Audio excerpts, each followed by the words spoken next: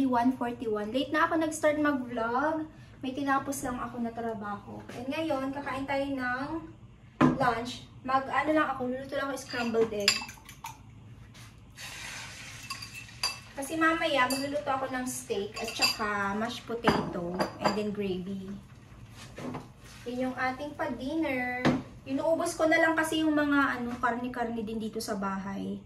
And sakto, may nabili din akong patatas tsaka mushroom na dapat niluto ko nung nakaraan kaso nga lang, yun nga, iba yung naluto natin. Kaya ngayon, tayo ay mag-steak. Para matapos na ang steak. Favorite na kainin. Alam nyo ba, may maraming nangyayari ngayon dito sa downtown. Hindi ko alam kung may sunog doon sa kabila. Parang ang kapal-kapal ng uso. Kasi galing din ako sa labas, mga kalalabs. May binili lang ako saglit sa Hanson Bay. Bumili ako ng bago kong pitaka. Pinalitan ko yung aking pitaka. Nakabili ako ng mas mahaba. Kasi usually, ang pitaka ko is yung maliit. Kailan pakita ko sa inyo.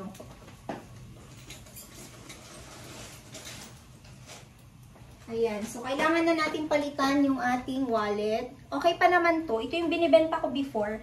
Kasi pag nagpapalit ako, nagbebenta din ako ng items. So, ayan yung ating pa-wallet na okay pa siya. Kung gusto niyo bilhin, let me know. Okay pa to ha. Meron lang siyang konting scratch dyan tapos mancha ng ballpen. Kaya, yeah. Ayan, if ever na gusto nyo. And then, meron din siyang lagayan ng, dito, coins. Ayan siya, oh. May lagayan siya ng coins. And then, meron din siyang lagayan dito. If ever na gusto nyo. And, ito yung binili ko, bago. Nakasale kasi siya. O, diba? Meron siyang, ang presyo niya is 65, tapos naging 45. Tapos, meron siyang, discount ulit na, I think, 20 yata yun. So, ang binayaran ko dito, instead na 45.50, naging 36 na lang. Ito yung itsura niya. Gusto ko ng mahabang wallet ngayon. New beginning for me. New beginning talaga, no? Parang siya, yung... Kasi madalas, maliliit yung mga gamit ko. So, this time, 2025, gusto ko malalaki naman. Para malaki din yung, malagay. Diba? Para malaki yung malagay. Naka-sale to, no? Okay na sa akin tong wallet na to. Naka-sale siya. Lalagyan ko na lang siya ng, pera. Maya ko siya lagyan. Hindi ko muna ililipat yung mga anik-anik dito. Tatanggalin ko. Ayan siyang pa, ganyan, oh. Okay. Ayan. O, diba? Tapos ang dami niyang mailalagay. Instead na tutupiin ko yung pera, yung fino-fold ko siya. Kasi dito, fino-fold ko siya. Hindi siya magkakasya ng bongga. Kasi minsan meron akong cash. Ngayon dito, pwede mo siyang ilagay, diba? Tapos dito. Ayan. Kabog yung ating bagong wallet. Meron pala siyang gamot-gamot na ganito. There you go. And maganda yung kulay na ganito. Ayan. Ang mali nga lang, ba't ito ganito to? Dapat ang kulay niya ganito, no? Pero black yung nakalagay. Ang weird. Ngayon ko lang napansin. Ang weird naman. Kaya siguro sale. Or baka pinalitan ng no? But, yeah, that's fine. There you go. Nandiyan bagong wallet. Ayan, kain tayo mga kalalas. Kain tayo. Nagutom me. Scrambled egg. And dito malapit sa amin, mayroong binaril. Nakakatakot talaga dito sa downtown. Madalas may nangyayari ng ganyan. So, lumabas si Papa, di ba? Umalis siya, punta siya ng office niya. Nag-stop siya dyan sa may McDonald's. May sumigaw daw sa kanyang lalaki. Hindi pa ako lumabas noon. Sabi niya, huwag ka muna lumabas kasi mayroong nangyayari dito ngayon sa malapit sa bahay, sabi niya. Sabi niya, may lalaki daw na may daladalang bote ng alak. Tapos sinigawan niya daw si Papa Dave. And then si Papa Dave, dire-diretso punta siya sa McDonald's kasi bibili siya ng kape niya at saka buli din siya ng kanyang breakfast dyan. And then yung lalaki na yon pumasok sa 7-Eleven. And then, nag-start daw, sinaksak, may pinagsasaksak niya daw yung mga tao doon sa loob ng 7-Eleven. Ngayon, yung mga, syempre, 911, tumawag sila, yung police, ay, ang daming police ngayon dyan. Maglalagay ako ng video dito, police, mga news, andyan dyan sila, kasi, yung police, binaril niya yung, yung lalaki na gumawa ng saksakan, or ano ba yan, hindi ko saksakan talaga, no. So, buti na lang si Papa Dave, hindi niya sinaksak. Biruin nyo, dumaan si Papa Dave sa harapan niya, sinigawan niya si Papa Dave, buti na lang hindi niya naisip na saksakan si Papa Dave. Dire-diretso si Papa Dave sa McDonald's. Nung nakaraan din, sakto din si Nicole at saka si Papa Dave andyan dyan. Ikwento ko to before, I think. And may binibili sila. And then may lalaki, nagsaksakan sa loob ng 7-Eleven. Delikado yung 7-Eleven dito malapit sa amin. Napapadalas yung ganyan nangyayari dyan. And hindi ko alam kung sino yung sinaksak niya, yung mga nagtatrabaho ba, o yung mga customer dyan sa may 7-Eleven. Kaloka, bumibili ka lang, tapos sinaksak ka, diba? Nakakaloka, be. Tapos, may nakita naman ako, hindi ko alam kung may nasusunog banda doon sa 7-Eleven, sa may Shangri-La, kasi sobrang usok. Kapal ng usok. Parang hindi ko alam kung ano ba yan, kung nag-iba ba yung weather or yung usok na may sunog siguro dyan. So, yun yung mga kaganapan dito sa, downtown Vancouver. Kaya yan din yung isa sa yan din yung isa sa dahilan kung bakit parang naiisip namin na lumipat sa ibang lugar. Sa totoo lang. Yan din yung sinasabi ni Papa. Parang nag-iiba na daw dito kasi madalas merong mga ganyan. Hindi naman namin sinasabi na dun sa lilipatan namin one day is safe. Kasi everywhere naman merong mga kaganapan na ganyan. Pero lately kasi dito nababothered kami, nababahala kami mag-asawa. Siyempre, paano kung naglalakad ka lang dyan tapos biglang merong nagbarilan. Tulad nung nakaraan ulit, merong nagbarilan dyan. Long time ago yun, pero dyan din lang sa may malapit 7-Eleven. And then, yung napatay doon sa may simbahan, yung pinatulan ng kamay, mga ganyan ba? Kasi hindi mo alam kung, naglalakad ka lang, bigla ka na lang sinaksak, diba? Kaya kailangan mag-ingat. Yan din yung sinasabi namin kay Nicole, lagi siya mag-ingat kasi gabi na siya umuwi. Sabi ko, pag uuwi ka, parang awa mo na sa may busy area ka dumaan. And huwag ka masyadong magpagabi, sabi ko nga kay Nicole kasi nakakatakot, be. Diba? Hindi mo na alam kung ano nangyayari. At kung anong mangyayari. Kaya ingat po tayong lahat, kahit saan man tayo nakatira. Ingat tayo kasi iba na po yung nangyayari ngayon. Kain po tayo muna, no? And then mamaya magluto tayo ng steak. Madali lang naman yung steak na lulutuin ko. Nagutom na lang kasi din ako kasi wala pa akong kain. Kaya kain po. Kain tayo.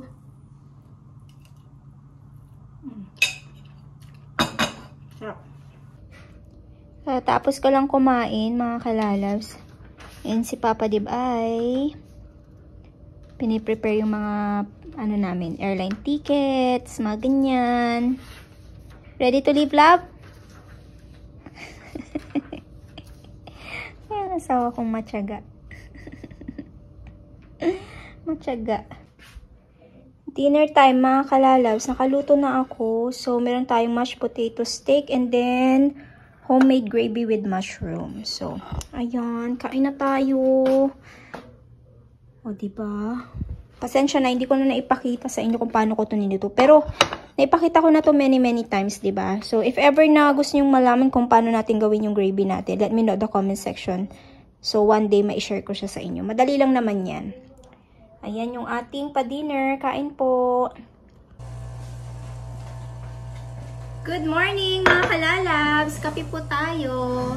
May maingay na machine kasi Papa Dave gumawa ulit ng kape niya. But you need to shave your balbas and your hair. You're going out tonight, diba? So you need to make sure you're clean. Okay? You're saying my hair is not clean? No, it's fine, but you need to shave it. Do you want me to help you to shave it tonight? What time you're leaving, actually? I got a clean shave, bathe, and go to a rave. So we have busy kami today, mga kalalabs. Meron kaming meeting sa school, pero nakakaloka kasi sabi nila sa Zoom na lang. No, we don't have Milk Club. Zoom na lang daw. Pinakaayaw ko talaga to yung Zoom. Gusto ko talaga sa pupunta ng school, makakausap mo ng personal yung teachers, mga ganun. Yung sa Zoom kasi parang hindi masyadong okay para sa akin. Sabi ni Papa Dib, oh no, it's Zoom. Sabi niya, ay nakakaloka.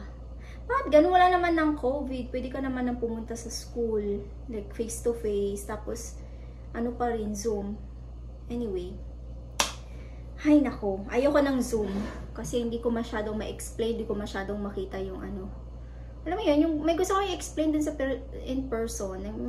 Meron kang gustong i-explain properly. Like, alam mo yung question, mga ganun. Pwede naman sa Zoom. Pero, mas okay sa akin yung ano, face to face. Kaloka yun. Anyway, yung nangyari kahapon mga kalalabs, yung about dun sa ang daming pulis talaga. Alam niyo maghapon sila dyan. Talagang yung nangyari kahapon malaking bagay na sobrang laki kasi nasa news kung saan-saan na napadpad yung ano yung story nung nangyari kahapon. And naloka ako kasi talagang what if sinigawan niya si Papa Dib tapos biglang nag-click na gano'n tapos sinaksak niya si Papa Dib, diba?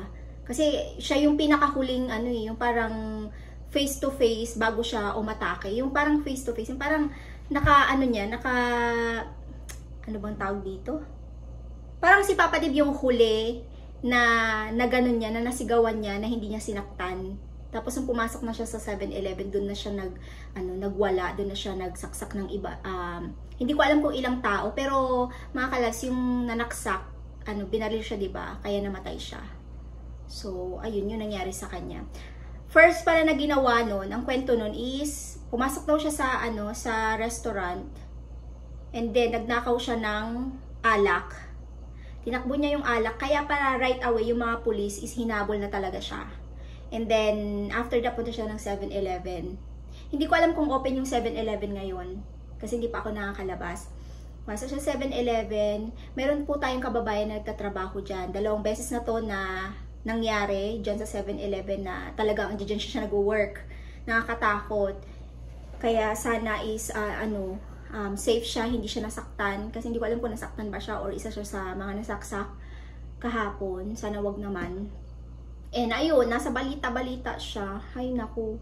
Una, binaril siya. Meron kasi silang baril na hindi, yung parang hindi siya real baril, pero masakit din yata yun. Pero nung yung nagwawala na siya, yung plano niyang saksakin yung mga pulis, binaril-baril na siya hanggang sa namatay na siya. Hindi ko alam kung ilang tao yung nasaksak niya sa loob ng 7-Eleven. Sobrang nakakatakot. Pinost ni Papa Dib yun sa social media, and then marami nagsabi, you need to move, ganito ganyan, like hindi na safe sa downtown, ganito ganyan. Si Krishna din nag-message sa akin, sabi, are you guys okay? Kasi I heard about what happened sa 7-Eleven. Alam nyo, ilang beses na nangyari yan. Dapat hindi na kayo nakatira sa downtown. Dapat outside downtown na kayo. Ang easy na sabihin na lumipat, ibenta yung condo. Pero hindi siya ganun kadali. Kasi marami kang aayusin talaga. And on top of that, hindi rin murang bumili ng mga properties dito. May nagtanong pala kung magkano renta namin dito. Hindi na po kami nagre-renta kasi sarili na namin po itong condo. Tapos yung strata na lang yung binabayaran namin. So yun lang po yung And mahal na rin ang strata. Dati 400, 500, ngayon 700. I think next time 1,000 na yung strata para ka na rin nagre-renta ng place, diba, ng apartment. And yeah. Anyway, mag-ingat lang parate. Kaya sabi ko kay Nicole, wag siyang mag-earphone papasok sa school, paglabas niya sa school, wag mag-earphone kasi marami talaga ako na-experience na habang naglalakad ka, merong sumusunod sa likod mo tapos bigla ka na lang sisigawan, bigla ka na lang mumurahin, mga ganun. So naka-experience na ako ng many times ng ganyan. Pag alam ko na may sumisigaw-sigaw na, kung naglalakad ako dito sa side na to, lilipat at nandito din yung sumisigaw, lilipat ako sa kabila. Kasi hindi mo alam kung ano yung nasa isip nila. Medyo aggressive sila ngayon. Hindi kagaya dati na pag nadaanan mo sila, okay lang sila. Ngayon parang mas lumala talaga yung nila. Medyo aggressive sila. Papasok sila sa store, tapos may dala silang kutsilyo, tapos magnanakaw sila, kukunin nila yung item. Syempre yung may-ari, yung nagtatrabaho doon, hindi na nila papansinin kasi anong gagawin mo, diba? Magnakaw sila ng candy or ano man yung gusto nilang nakawin dyan, tapos may kutsilyo siya, anong gagawin mo? Syempre tatabi ka na, hanghabulin mo pa, diba? Kaya ang hirap ng ano sitwasyon sometimes here kasi malapit kami sa talagang area ng mga ano gumagamit ng bawal na gamot. Ano sila talagang meron silang problema diyan, addiction, mental health, mga ganyan. Sana maging okay ang lahat. Ay nako, nakakatakot. So, ayun lang, na-share ko lang sa inyo. And pasensya na kasi hindi ko talaga magagawa yung daily vlog na ito. Kasi pag putol-putol yung vlog ko, and wala akong masyadong ganap sa isang araw, tapos mamaya may ganap ako sa isang araw. Kaya, pasensya na no. Pero, at least nagbablog pa rin ako, diba? Nag-upload ako every other day. And dinudugtong-dugtong ko na lang yung vlogmas natin. Pretending vlogmas, vlogmas ito kasi Vlogmas 4 and 5 to, magkarugtong. Pupunta ako ng Costco, may bibilihin lang tayo doon. Titingin-tingin ako ng mga dapat kong bilhin para sa Pinas. And then, pupunta ako ng Foot Locker din ulit mamaya. Kasi, may nagtanong sa akin dun sa vlog ko kung meron daw size na ganito. Kasi, merong mga nag-order sa akin ng mga items. Hinihintay ko pa yung iba para isahan sana. Sana sa mga nag-order po, pakibilisan po, mag-decide na kayo para pakibilisan. Mag-decide na po kayo para matapos na po ito at makapag-impake na rin tayo. At isahang labasan na lang talagang i-impake mo na talaga na ganyan. Para madala ko siya sa Pinas, di ba? So, ayun. Anyway, tapusin ko lang tong kape ko. Manood lang ako ng Rafi Tulfo and then we will leave. It's almost 12 na pala. Kaya, coffee time. Costco na ako mga kalalabs. Bili tayo nito para sa mga bata. Ayan, para maiba naman. Ito naman yung kunin natin. And then Toblerone. Yan yung presyo nyo, $13.49. And then Toblerone, maliliit din to pero $15.99. Ilang piraso to? Okay. Sabi niya dyan is 495 grams. Pero gusto kong malaman kung ilang peraso siya. Naka-sale to mga kalalabs. $14.99. So, $18.99 siya before. So, ngayon nasa $14.99 na lang. And, bili tayo nito. 1, 2. 2 pieces.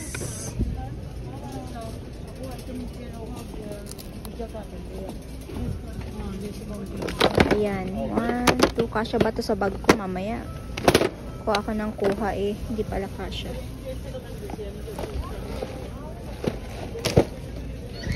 Ayan, tapos ito. O diba, kabog na yan. Titingin pa ako ng iba. Iniisip ko nga to, tayo lang, pakita ko sa inyo Maliliit yung bibilhin natin para maka-share. This one. Na-try nyo na ba to? Hindi ko pa to na-try Original Icy Square. Masarap kaya to?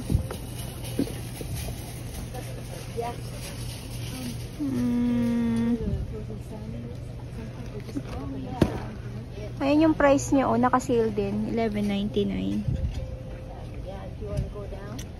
Pero ayokong bumili ng something na alam mo yun? Yung hindi ko pa na-try. Hindi ko kasi alam kung masarap ba siya or what. I think okay naman to. Kunin na lang natin to. There you go. Yan yung ating mga chocolates. Maliliit. Wala yung shaver ni Papa. Yung yung binibili ko para sa kanya. Ito yung meron Wala yung yung nakabox, yung marami. Hala. Wala yung pinapabili niya na pang shave.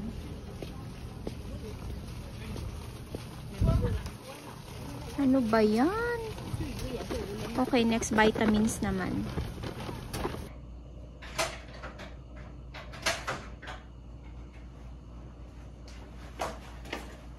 Okay, bahay na tayo mga kalalabs. Kunti lang yung binili ko sa Costco. Mga chocolates lang to. Hindi ako nakabili ng ng gamot ni Papa, yung vitamins niya na Sintrom. Tatanungin ko yung niya, yung bote. Kasi meron siyang hiyang, tapos meron siyang hindi hiyang. Hindi ko kasi alam yung huling binili ko, kung nabili ko ba siya sa Costco or sa London Drugs. I think sa London Drugs yata ako yun nabili. Tatanungin ko siya. And i-haul natin tong ating mga napamili one day. Ipakita ko na lang sa inyo one day. For now, mag-ipon-ipon muna ako. Para alam niyo yun, meron tayong ma-content. Oh, di ba? Content talaga. Bumili pala ako ng panty. Ito yung maganda sa sa skin. Ganito na brand. Jones yung pangalan niya. Meron na ako nito before. Pero syempre, dahil sa katagalan na, kailangan mo na rin palitan. And wala na ako na naitapon ko na siya. Bumili ulit ako. 5 piraso to. Malambot kasi ito eh. Maganda siya. Kaya ito yung binili ko. Mura pa. Nasa lang yata to. Nasa 15 or something like that. And gustong gusto ko tong panty na to kasi maano siya, malambot. Dati, ang binibili ko is Victoria's Secret. Kaso nga lang, alam mo yun, hindi na kailangan yung pa-sexy-sexy na tapos ang mahal-mahal pa ng Victoria's Secret. Tsaka wala namang titingin ng panty mo, asawa mo lang. Di ba mga kalalas? Ay, nako. Kaya sabi ko, as long as maganda yung quality at comfy siya, doon ako talaga. Tsaka affordable, of course. And then, matagal ko din tong nagamit yung nabili ko before. Ayun, umalambot siya. Ay, ayan. Meron siyang, nakuha ko yung dalawang itim. Meron siyang,